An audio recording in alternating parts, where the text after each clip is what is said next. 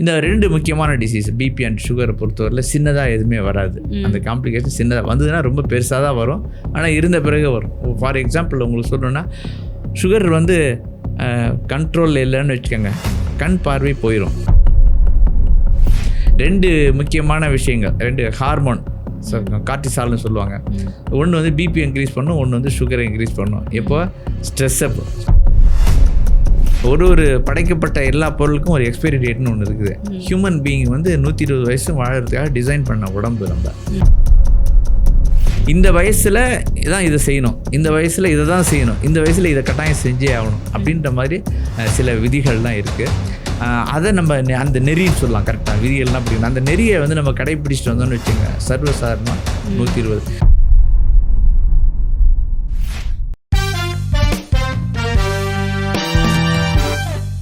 வணக்கம் திரு அசோகன் அவர்களை நம்ம இந்த 2வது பாகத்தில் சந்திப்பதில் மிக்க மகிழ்ச்சி. எனக்கு ஒரு முக்கியமான கேள்வி இருக்குது டாக்டர். நவீன மருத்துவத்தில் அப்படின்னு இல்லை, எதுலேயுமே பார்த்திங்கன்னா ஒரு எமர்ஜென்சி சுச்சுவேஷன், இப்போ நம்மளே வீட்டில் வந்து இந்த அவசரத்தில் அண்டாக்குள்ளே கை போகாதுன்னு அந்த மாதிரி ஒரு அவசரமான ஒரு சூழலில் வந்து கண்டிப்பாக அந்த மருந்துகளும் அதிகமாக கொடுக்க வேண்டியிருக்கும். இல்லை என்ன ஏதுன்னு ஒரு பரபரப்புலேயே இருப்போம், அவங்கள டயக்னோஸ் பண்ணவே நமக்கு டைம் கிடைக்காது. ஆனால் நிறைய விஷயத்தில் சொல்கிறாங்க, இந்த ஹார்ட் அட்டாக்லேருந்து எல்லாமே வந்து ஒரு 2 நாள் முன்னாடியே நமக்கு சிம்டம் காட்டும். ஒரு தோல் வலி வரும், இல்லை அந்த ஜா பெயின் வரும், ஏதோ ஒன்று சொல்கிறாங்க. அந்த மாதிரி நிறைய விஷயங்களுக்கு அந்த பக்கவாதத்துக்குமே கொஞ்சம் முன்னாடியே சிம்டம்ஸ் இருந்திருக்கும். இதை எப்படி நம்ம தெரிஞ்சுக்கிட்டு கொஞ்சம் முன்னாடியே சிகிச்சை எடுக்கிறது, இல்லை உடல் நலத்தை காக்கிறது? நல்ல கேள்வி. அழகாக வள்ளுவர் சொல்லியிருப்பார், எதிரதா காக்கும் அறிவினாருக்கு இல்லை அதிர வருவதோர் நோய். அதாவது ஐயோ இப்படி ஆயிடுச்சே அப்படின்ற விஷயம் வந்து நல்ல அறிவு இருக்கிறவனுக்கு வரவே வராது. ஒரு எமர்ஜென்சின்றது நல்ல அறிவு இருக்கிறவனுக்கு வராது அப்படிங்கிறது. இதில் மோஸ்ட்லி ப்ரிவென்ஷன் தான். இதை வந்து இது அப்பயே செஞ்சுருக்கலாமே, இது அப்பயே செஞ்சுருக்கலாம்னு இன்னி வரைக்கும் நம்ம நிறைய பண்ணுறோம். இதில் லைஃப் ஸ்டைல் டிஸார்டர்ஸ் அப்படின்னு சொல்லக்கூடிய சிலது டிசீஸு, சிலது டிஸார்டர்ஸ். எதெல்லாம் க்யூர் பண்ண முடியுமோ அதெல்லாம் டிசீஸு, க்யூர் பண்ண முடியாமல் போச்சுன்னா அதெல்லாம் டிஸார்டர்ஸ். ஆர்டர் மட்டும் தான் நவுந்திருக்கும், திருப்பி ஆர்டர் பண்ணிக்கலாம். இதை வந்து மோஸ்ட்லி ப்ரிவெண்ட் பண்ணக்கூடிய டிசீஸ்ன்னு மெயினாக வந்து பார்த்திங்கன்னா ஹார்ட் தாங்க. ஹார்ட் வந்து ஏன்னா அந்த ஹார்ட்டை பொறுத்தவரை ஹார்ட் அட்டாக் திடீர்னு வராது. தீதும் நன்றும் பிறர் தர வாரான்ற மாதிரி நான் பிபியும் சுகரும் பிறர் தர வாரான்னு சொல்லுவேன் நான். இது ரெண்டுமே நம்ம டைம்லி பார்த்து நம்ம மெயின்டைன் பண்ணிட்டுதான்னு வச்சுக்கோங்க. இன்னும் கொஞ்சம் நாளில் போனீங்க இதே ரேஞ்சில் போனீங்கன்னா ஏன்னா சுகர்லாம் ஃபஸ்ட் டைம் பண்ணுறப்போ உங்களுக்கு பார்டரில் இருக்குது அப்படிம்பாங்க. ஸோ பார்டரில் இருக்கிறதுங்கிறது சம்திங் லைக் மதில் மேல் பூனை. அதை நீங்கள் அப்பயே நீங்கள் நிறுத்திட்டு லைஃப் ஸ்டைலை மாற்றிட்டு ஃபுட்டை மாற்றிட்டு உங்களோட ஸ்லீப் பேட்டர்னை மாற்றிட்டோம்னு வச்சுக்கோங்க, உங்களுக்கு பிபிங்கிறது சுகருங்கிறது என்றைக்குமே வராது. அன்றைக்கி ஒரு இண்டிகேட்டர் போட்டு காமிக்கும். ஸோ இதுக்கு மேலே போச்சுன்னா இருந்த சுகர் இன்க்ரீஸ் ஆகணும்.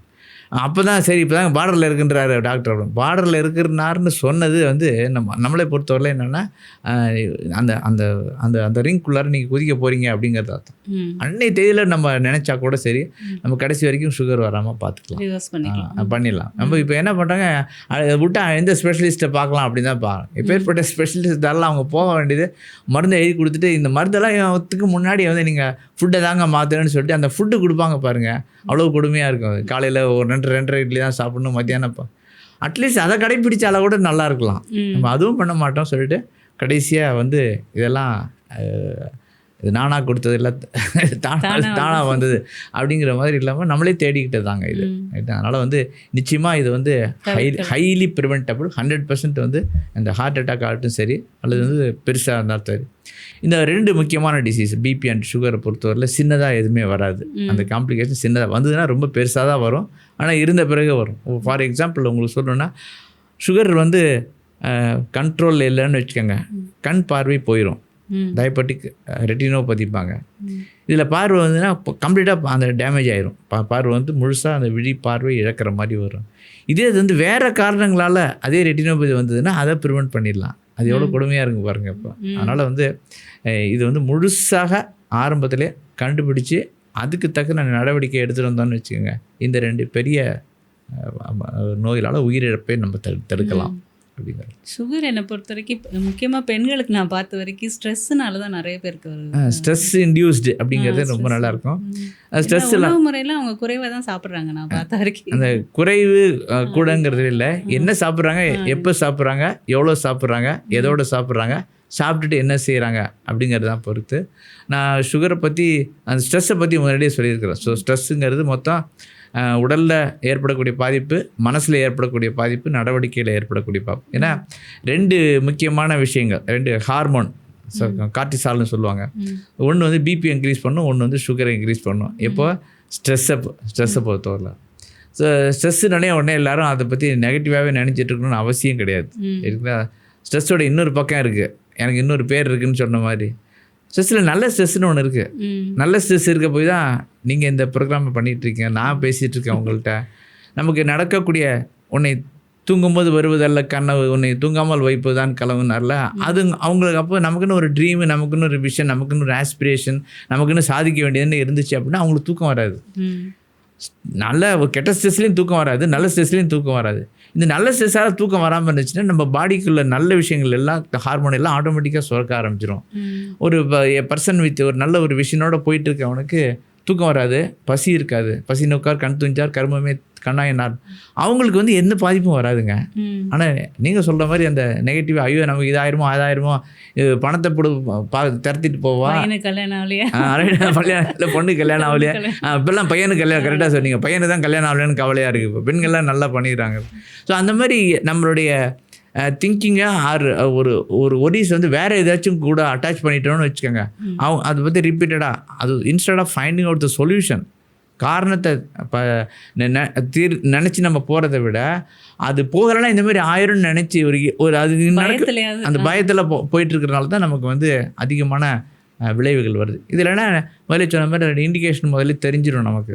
ஒரு சின்ன ஒரு பால்பிட்டேஷன் வரும், சின்ன ஒரு மயக்கம் ஒன்று வரும், சின்ன கிட்டி எல்லாரும் உட்காந்துருக்க திடீர்னு ஒரு வேர்வல் வரும். அதெல்லாம் வரவே கூடாது. அந்த சிம்டம்ஸ் அழகாக நீங்கள் சொன்னீங்க, இந்த தாடையில் வலிக்கும், ஹார்ட் அட்டாக் இந்த இடத்துல ஏங்க வலிக்கும்.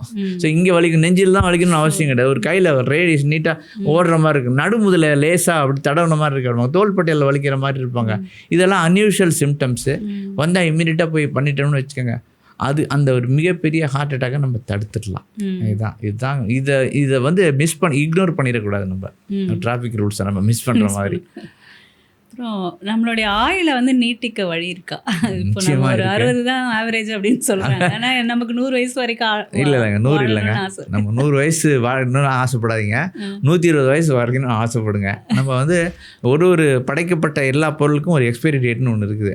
ஹியூமன் பீயிங் வந்து 120 வயசு வாழறதுக்காக டிசைன் பண்ண உடம்பு. நம்ம இன்றைக்கும் பார்த்தீங்கன்னா ஜப்பானில் வந்து சர்வசாதாரணமாக 110 112 அப்படின்லாம் இருக்கிறாங்க. முழுக்க காரணம் நம்மளுடைய லைஃப் ஸ்டைல். ஒவ்வொரு பருவ காலத்திலும் செய்ய வேண்டிய விஷயங்கள் இருக்குது. அதை வந்து செய்ய வேண்டியதை செய்யணும். திருவினை தீராமை ஆர்க்கும் கயிறுன்னு ஒரு சொல்லுவார். பருவத்தோடு ஒட்ட ஒழுகல். பருவத்தோடுனா இந்த வயசில் தான் இதை செய்யணும், இந்த வயசில் இதை தான் செய்யணும், இந்த வயசில் இதை கட்டாயம் செஞ்சே ஆகணும் அப்படின்ற மாதிரி சில விதிகள்லாம் இருக்குது. அதை நம்ம அந்த நெறின்னு சொல்லலாம். கரெக்டாக விதிகள்லாம் அப்படிங்க அந்த நெறியை வந்து நம்ம கடைப்பிடிச்சிட்டு வந்தோம்னு வச்சுங்க, சர்வசாதாரணமாக 120. அதில் ரொம்ப முக்கியமானது என்னென்னு கேட்டிங்கன்னா நம்மளுடைய எண்ணங்கள் என்கிற உணர்வுகள். இதை நம்ம கூர்ந்து கவனிச்சா அதெல்லாம் போயிட்டோம் அப்படின்னு சொல்லிட்டு எப்போ பார்த்தாலும் சில பேர் சந்தோஷமாக இருப்பாங்க. அவங்களுக்கு வந்து எதுவுமே வராதுங்க. அவங்க நிச்சயமாக அந்த விட்டுட்டு போயிடுவாங்க நிறைய விஷயம். இந்த வயசில் எதை எடுக்கணும், இந்த வயசில் எதை எடுக்கக்கூடாது அப்படிங்கிறத தெரியும். குறிப்பாக வந்து எண்ணங்களை பற்றி தான் இதை பற்றி அதிகமாக சொல்லிட்டு இருப்பாங்க. இப்போது மருந்துகள் நம்மளை க்யூர் பண்ணுதா இல்லை நம்மளோட நம்பிக்கை க்யூர் பண்ணுதா? இந்த சந்தேகம் நல்ல கேளுங்க. மருந்து க்யூர் பண்ணுதா, நம்பிக்கையை க்யூர் பண்ணுதான்னா டாக்டர்ஸ் எல்லாம் கேட்டிங்க அப்படின்னா ஒரு மாத்திரையை உள்ளே போட்டிங்கன்னா ஃபேட் ஆஃப் த ட்ரக்மாங்க. ஒரு தலைவலி மாத்திரை போட்டிங்கன்னா தொண்டைக்குள்ளே போடுறப்ப என்னென்ன ஜூஸ் ஆகுது என்ஜாய்ங்க. ஆனால் நிச்சயமாக மருந்து க்யூர் பண்ண போகிறதில்லைங்க. மருந்தை கொடுக்குற வேலை டாக்டரு. அது க்யூர் ஆகுன்னு நினைக்கிறது வந்து அந்த எண்ணம் இருக்குல்ல, அந்த எண்ணங்கள் தான் நிச்சயமாக வந்து தாட் தான் வந்து டிசீஸை க்யூர் பண்ணும். இன்றைக்கும் நிறைய பேர் நீங்கள் கேள்விப்பட்டிருப்பீங்க, டாக்டர்லாம் சொல்லியிருப்பாங்க இன்னும் 6 மாதத்தில் இறந்து போயிடுவேன்னு சொன்ன பேஷண்ட்ஸ் வந்து அதுக்கப்புறம் வாழ்ந்துட்டு இருக்கவங்கலாம் பார்த்துட்ருப்பாங்க. அது வந்து அவங்களுடைய will power or cut power அப்படிம்பாங்க. அதுதாங்க நிச்சயமாக நம்மளை குணப்படுத்த போகுது.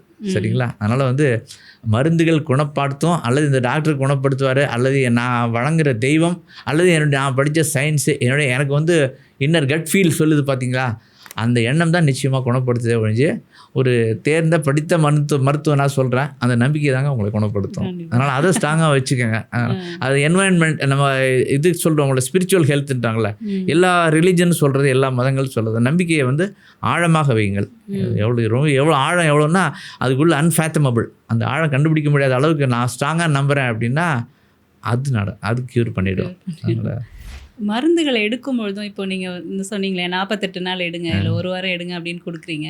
ஆனால் எங்களுக்கு அதுக்குள்ளேயே சலிப்பு வந்துடும். என்ன சாப்பிட்ணும், 3 வேளை சாப்பிட்ணுமா, 2 வேளை சாப்பிட்ணுமா அப்படின்னு. அப்போ அதை எப்படி சரி?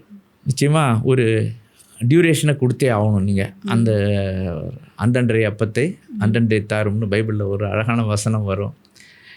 ஒரு மருந்தை கொடுக்குறாங்க அப்படின்னா, ஒரு ஆன்டிபயோட்டிக், நவீன மருந்துல பொருள் ஆன்டிபயோட்டிக் கொடுக்குறாங்க அப்படின்னா 5 நாள் சாப்பிட சொல்லுவாங்க, 7 நாள் சாப்பிட சொல்லுவாங்க. அந்த அந்த அந்த பீரியட் நீங்கள் கொடுத்தீங்க அப்படின்னா அந்த பர்டிகுலர் ஆர்கனிசத்தை அதை கீல் பண்ணுறதுக்கு அந்த டைம் எடுக்கும். அப்போ ஆனால் சிம்டம்ஸ் வந்து 1 நாள்லேயோ 2 நாள்லேயோ சரியாக போயிடும்.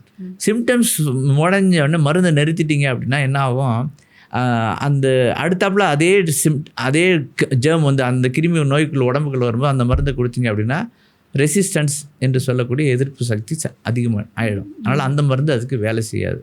அதனால் ஆங்கில மருந்து ஆகட்டும் சரி, சித்த மருந்து ஆகட்டும் சரி, 1 வாரம் சாப்பிடுங்கன்னா 1 வாரம் சாப்பிட்டுட்டு அப்புறம் நிறுத்தணும் டாக்டர். நமக்கு சிம்டம்ஸ் வந்தோடனே டாக்டர் ஞாபகம் வரும், சிம்டம்ஸ் இன்னொன்னே டாக்டரை மறந்துடும்.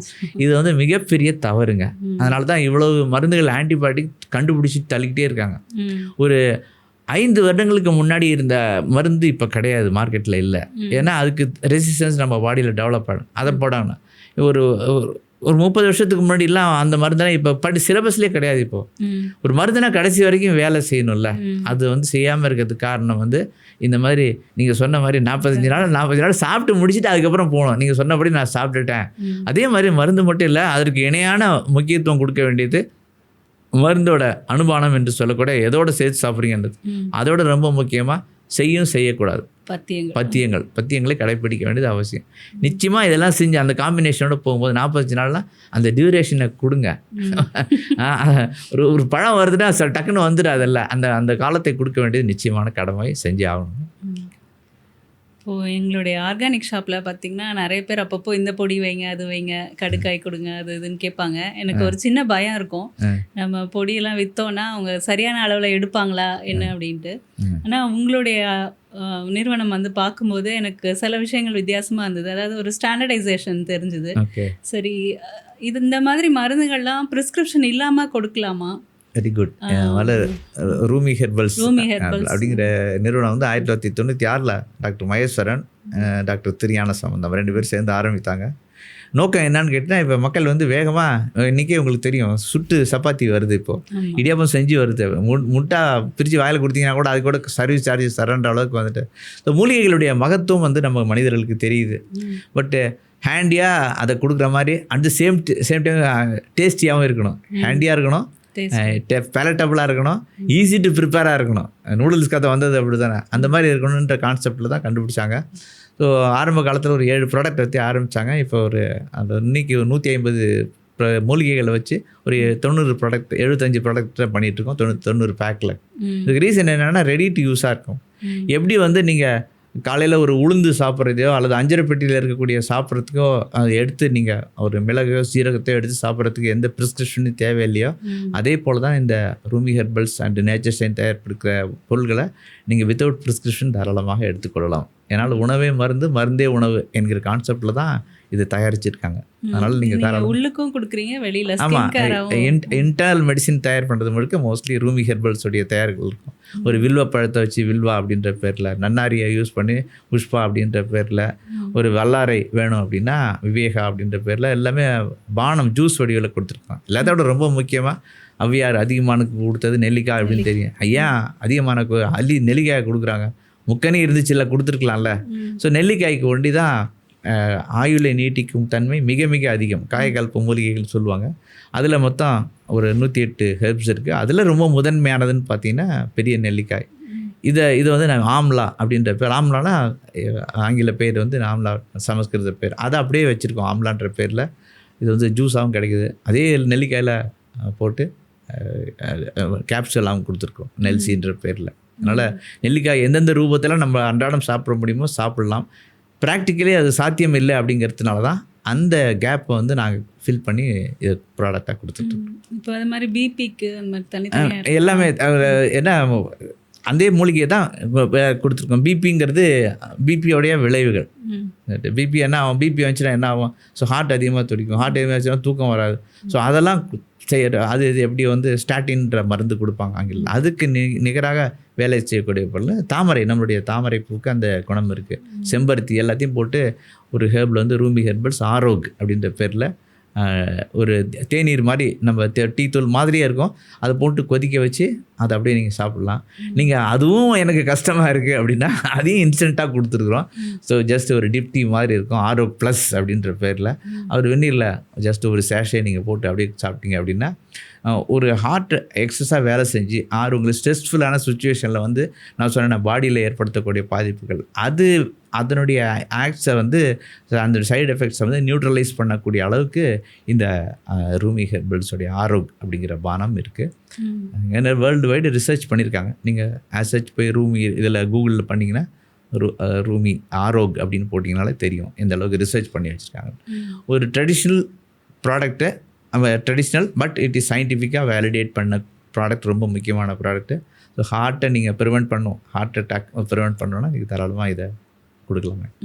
அப்புறம் உங்களுடைய அந்த சத்து மாவும் பார்த்தேன், அதுவும் ஹெர்ப்ஸ் போட்ட மாதிரி மூலிகைகள். சத்து மாவு வந்து மூலிகையில் ஆசச் வந்து நீங்கள் ஸ்ப்ரவுட் பண்ணிங்கன்னு வச்சுங்க, முளைக்கட்டினால ரொம்ப நல்லது. முளைக்கட்டி அதோடு சேர்ந்த அமுக்கரா கிழங்கு, நம்மளுடைய இருக்கத்துலேயே ஒரு நம்ம ஜின்சங்லாம் நீங்கள் கேள்விப்பட்டிருக்கீங்க. அந்த அளவுக்கு இணையானது வந்து அஸ்வகந்தா என்று சொல்லக்கூடிய, சமஸ்கிருதத்தில் அஸ்வகந்தா இருக்கிற விலங்குகள்லேயே குதிரை தான் ரொம்ப தூரம் ஓடும், அதோட வேகமாக சிறுத்தை ஓடும், ரொம்ப தூரம் சளைக்காமல் ஓடுறது வந்து குதிரை. அந்த அளவுக்கு பவர்ஃபுல்லாக இருக்கணுங்கிறது கொடுக்காதான் அஸ்வகந்தா. அந்த அமுக்கரா, தமிழில் அமுக்கரா கிழங்கு, அதையும் சேர்த்து வச்சு முளைக்கட்டின தானியங்களோடு சேர்த்து ஒரு அருமையான சத்துமாவாக ரூமி ஹெர்பல்ஸில் ஹெர்போமால்ட் அப்படிங்கிற ஒரு பானமாக கொடுத்துட்ருக்காங்க. இது எல்லா வயதினரும் சாப்பிட்லாம். இல்லை மோஸ்ட்லி நமக்கு இன்றைக்கி வந்து டாக்டர்ஸ்லாம் அவங்களுக்கு ப்ரோட்டீன் நிறையா சாப்பிடுங்க, கார்போஹைட்ரேட்டை குறைச்சிக்குங்க அப்படிம்பாங்க. ஸோ வெயிட்டை ஒருத்தங்க இன்க்ரீஸ் பண்ணணுன்னாலும் இதே ஹெர்போமால்ட்டை நீங்கள் கொடுக்கலாம் நார்மல் டயட்டை விட. இல்லை I want to put down வெயிட்டை குறைக்கணும் அப்படின்னா பிரேக்ஃபாஸ்ட்டை கட் பண்ணிவிட்டு இந்த ரூமி ஹெர்பல்ஸ் மாவை நீங்கள் சத்து மாவாகவும் கொடுக்கலாம், சத்து மாவு கஞ்சியாகவும் கொடுக்கலாம், அல்லது பாலில் போட்டு ஒரு அருமையான ட்ரிங்காகவும் நீங்கள் கொடுக்கலாம். இல்லை எனக்கு அதுக்கும் கஷ்டமாக இருந்தது அப்படின்னா நீங்கள் இட்லியோ தோசையோ பண்ணும்போது அந்த மாவில் சேர்த்து நீங்கள் மிக்ஸ் பண்ணி கொடுத்துக்கலாம். ஒரு கம்ப்ளீட் ஒரு ப்ரோட்டீன் ட்ரிங்க்கு வித்து அஸ்வகந்தா அமுக்கராக்க. இப்போ எல்லா நோயும் வயிறில் தான் ஆரம்பிக்கதா சொல்லுவாங்க. இப்போ அது மாதிரி டைஜஷன், அசிடிட்டி, இல்லை மூச்சு திணறல், இது எல்லாமே லிங்க்டு தான் இல்லையா? இப்போ இதுக்கு மருந்துகள் ரைட்டுங்க. வயிறை கொண்டு நடுவில் வச்சாங்க பாருங்க என்சான் உடலுக்கு. ஏன்னா ஆமாம், இதுதான் சென்ட்ரல் மத்திய பிரதேசம்னு சொல்லுவாங்க. இதுக்கு வந்து வில்வப்பழம் ஒரு அருமையான தீர்வுங்க. ஆமாம், வாயிலிருந்து ஆசனாய் வரைக்கும் உள்ளது வந்து டைஜஸ்டிவ் சிஸ்டம்பாங்க. இதில் தான் முழுக்க உள்ள பார்த்தீங்கன்னா நாக்குக்கு கீழே பாருங்கள் எப்படி இருக்கும், அதே மாதிரி தான் இருக்கும். ரொம்ப டெலிகேட்டான ஏரியா. ஏன்னா அதில் வந்து நம்ம நேரத்தில் எப்படி ஃபுட்டு சாப்பிட்றோன்னு உங்களுக்கே தெரியும். ஸோ அதனால் ஏற்படக்கூடிய பக்க விளைவுகளில் ரொம்ப முதன்மையானதுன்னு பார்த்தீங்கன்னா நெஞ்செரிச்சல் ஆரம்பித்து வயிற்று புண் வரைக்கும் வரும். இப்போ உங்கள் நாள் ஆச்சுன்னா கொஞ்சம் குடல் புண், வயிற்று புண் வேறு, குடல் புண் வேறு. ஸோ இது எல்லாத்தையுமே வந்து ஃபஸ்ட்டு ப்ரிவெண்ட் பண்ணி க்யூர் பண்ணக்கூடியது வில்வ பழத்துக்கு இருக்குது. இது வந்து ரூமி ஹெர்பல்ஸில் வில்வா அப்படின்ற பேரில் ஒரு ஜூஸாகவே கொடுத்துருக்கோம். ரொம்ப ஜஸ்ட்டு நீங்கள் ஒரு மாத்திரை மேலாம் பிச்சு கூட போடணும் அவசியம் கிடையாது. ஒரு கிளாஸில் தண்ணி ஊற்றி அதில் கொஞ்சோண்டு ஒரு 2 ஸ்பூன் ஊற்றி மிக்ஸ் பண்ணி சாப்பிட்டீங்க அப்படின்னா சரியாயிடும். குறிப்பாக நேரம் தவறிய உணவுகள், தவறான நேரத்தில் சாப்பிடக்கூடியது, மிக அதிகமான அளவு உணவுகள், தென் கொழுப்பு சேர்ந்த உணவுகள், ஒரு பெரிய விருந்து அதுக்கு பின்னாடி. இப்போ வந்து நீங்கள் ஆமாம் இல்லை ஒரு சாதாரண பானத்துக்காக அது ஆல்டர்னேட்டிவ்னா அதை நிறுத்த சொல்லிவிடுவாங்கன்னு நினைப்பாங்க நமக்கு. இன்றைக்கி ஆனால் அன்றாடம் சாப்பிட ஆமாம் ஒரு ஃபுல் டின்னர் நீங்கள் யார்கிட்டயாச்சும் ஒரு ஃபங்க்ஷனுக்கு போகிறீங்க, அவங்க சர்வ் பண்ணுற எல்லாத்தையும் உங்களால் சாப்பிட முடியுதா? இல்லை சாப்பிட்டு முடிச்ச பிறகு அடுத்த வேலைக்கு உங்களுக்கு வயிறு ரெடியாக இருக்காங்க, அந்த நேரத்தில் வந்து நீங்கள் வில்வா பானத்தை சாப்பிட்டுக்கலாம். செரிமானம் நல்லா இருக்கணும் அப்படிங்கிறதுக்காக நீங்கள் பண்ணிக்கலாம். குறிப்பாக கட் ஹெல்த் என்று சொல்லக்கூடிய குடல் நலத்தை அதிகப்படுத்துவதற்காக இந்த ரூமி ஹெர்பல்ஸின் வில்வா பானத்தை கொடுக்கலாம். மலச்சிக்கல் நிச்சயமாக குடல் வந்து மூமெண்ட் அதிகமாச்சுனாலே மலச்சிக்கல்ங்கிறது இருக்காது. மனச்சிக்கல் பல சிக்கலை ஏற்படுத்தும், அதுக்கு வந்து நல்லாவே இருக்குங்க. ஸோ அது போல் தாண்டிக்காய் தாண்டிக்காய் தின்ற கிழவன் தாண்டி தாண்டி ஓடுவான்னு சித்த மருத்துவத்தில் வரும். ஏன்னா கடுக்காய், நெல்லிக்காய், தாண்டிக்காய் இது மூணும் வந்து காயகல்ப மூலிகையில் சிறப்பித்து சொல்லப்படுகிறது. தாண்டிக்காயை பேஸ் பண்ணி ஒரு காஃபி மாதிரி, ஒரு காஃபி பவுடர் மாதிரியே கொடுத்துருக்கோம். ரொம்பவே நல்லாயிருக்கும். யூஸ்வலி வழக்கமாக நீங்கள் சாப்பிட்ற காஃபிகளில் வந்து கஃபீன் அதிகமாக இருக்கும். அந்த கஃபீன் அந்த ஸ்மெல்லுக்காக தான் சாப்பிட்றோமே, நம்ம கொஞ்ச நேரம் விறுவிறுக்கிற மாதிரி ஒரு ஃபீல் இருக்கும். லேட்டஸ்ட்டாக என்ன சொல்கிறாங்க அப்படின்னா, தூங்குறதுக்கு 10 மணி நேரத்துக்கு முன்னாடி நீங்கள் காஃபி குடிக்கக்கூடாது. 10 மணி நேரம், ஒரு 6 மணி நேரம்னு வச்சுக்கணும். சில பேர் காஃபி குடிச்சிட்டு தூங்குறவங்களாம் நீங்கள் பார்த்துருப்பீங்க. கஃபீனோட சைடு எஃபெக்டில் நீங்கள் எடுத்து பார்த்தீங்கன்னா அதெல்லாம் இருக்கும். அப்படிலாம் எதுவும் இல்லாமல் நீங்கள் தூங்குற வரைக்கும் கூட தூக்கத்தை தர்றதற்காக கூட நீங்கள் இந்த தாண்டிக்காய் சேர்த்து ரூமி ஹெர்பல்ஸில் மூல் கேஃப் அப்படின்ற பேரில் ஒரு காஃபி கொடுத்துருக்காங்க. அருமையாக நீங்கள் வாங்கி சாப்பிட்லாம். நைட் படுக்கும்போது நல்ல ஸ்லீப் ப்ரொடியூஸ் பண்ணும். குறிப்பாக அதேமாரி பெண்களை பொறுத்தவரையில் அது மென்ஸ்ட்ரல் சைக்கிளை நார்மலைஸ் பண்ணுறதுக்கு அந்த தாண்டிக்காய் சேர்ந்த மூல் கேஃப் அதை யூஸ் பண்ணலாம். அப்பளம் வந்து உளுந்தில் செய்வாங்க. ஒரு மாவுலாம் இடித்து வச்சு, அந்த காலத்தில் நான் சொல்கிறது டிவியில் வர்ற அப்பளம் இல்லை. அந்த செய்யும்போது அந்த அப்பளத்தில் வந்து one of the known side effect வந்து ஜாயிண்ட் பெயின் வரும். நம்ம ஊரில் நடக்கிற மிகப்பெரிய தவறு என்னென்னா, மேரேஜ் பண்ணி கொடுக்குற வரைக்கும் அதை பற்றி கவலைப்பட மாட்டாங்க. இரகுலர் பீரியட்ஸை பற்றி. திருமணம் ஆன பிறகு குழந்தை பிறக்கிறது டிலே ஆச்சுன்ன பிறகு அங்கே போய் பார்த்தா ஸ்கேன் எடுத்து பார்க்குங்க, இல்லைங்க பிசிஓடி இருக்குது, அது பாட்டுக்கு ஃபேட்டாக இருக்குது, அதை குறைங்கம்பாங்க. ஒரு ஆங்கில மருத்துவத்தில் போனால் இதுக்கு மேலே எவ்வளோ தான் முடியும்னு சொல்லிடுவாங்க. சில பேர் சொல்ல மாட்டாங்க. சித்தாவிலையும் நான் வந்து எல்லா டிசீஸையும் நான் க்யூர் பண்ணிடுவேன், ஆயுர்வேதில் எல்லாத்தையும் நான் க்யூர் பண்ணுறேன், எந்த சிஸ்டம் டாக்டரும் சொல்ல மாட்டாங்க. எவ்ரி ஒன் நோஸ் தேர். ஜென்ஸை பொறுத்தவரையில் ஆல்கஹால் ஒரு முக்கியமான habit, uncontrolled diabetes, over weight, over stress. So இதெல்லாம் வந்து காரணத்துக்காக அவங்களுக்கு வந்து குழந்தை பிறக்கிறதுக்கு லேட் ஆகும்.